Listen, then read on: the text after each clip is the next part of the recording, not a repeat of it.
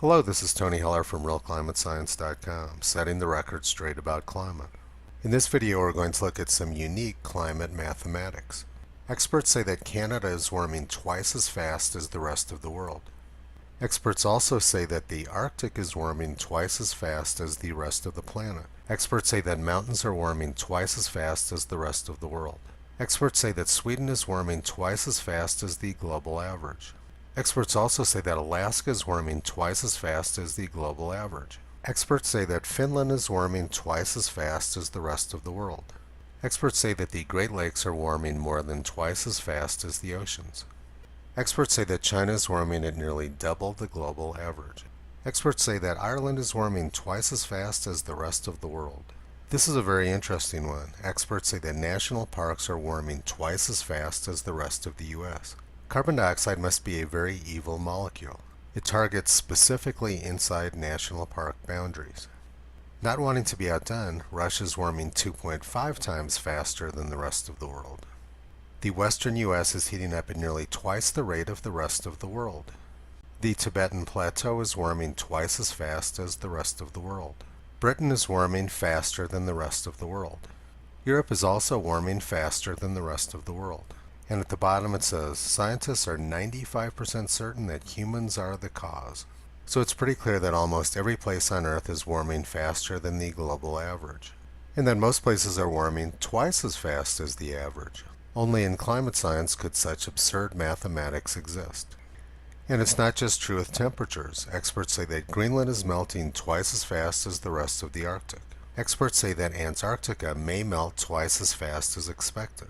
Experts say that Alaskan glaciers are melting twice as fast as models predicted. And Himalayan glaciers are also melting twice as fast.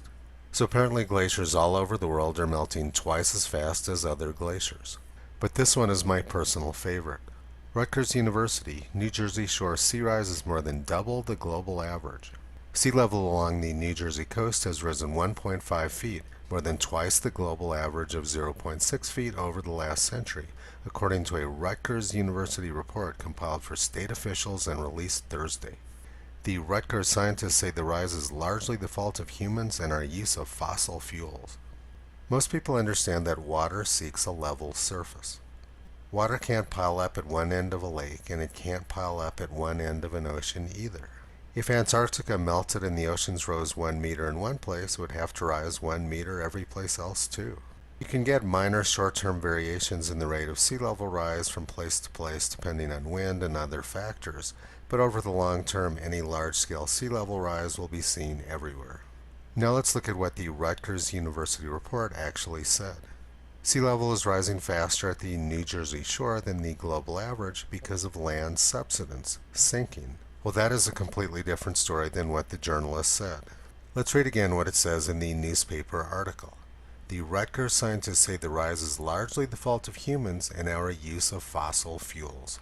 But that's not what the Rutgers article said. Again, the article said sea level is rising faster at the New Jersey shore than the global average because of land subsidence, sinking. New Jersey, like every place else along the east and Gulf coasts of the United States, is sinking. This makes it appear like sea level rise is occurring faster there. But it's an illusion. The sea isn't rising any faster at New Jersey, it's just that the land is sinking.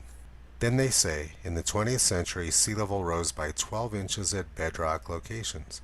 Along the Jersey shore from Sandy Hook to Camp May, it rose an additional 4 inches due to compaction of sediments caused by natural effects and groundwater withdrawal.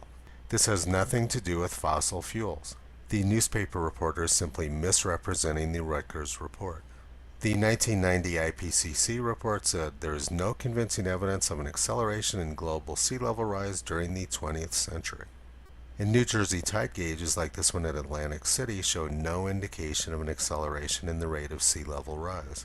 Sea level at Atlantic City is rising at a rate of about 4 millimeters per year, and 100 years ago was rising at exactly the same rate. There is zero indication that humans have had any impact on the rate of sea level rise in New Jersey.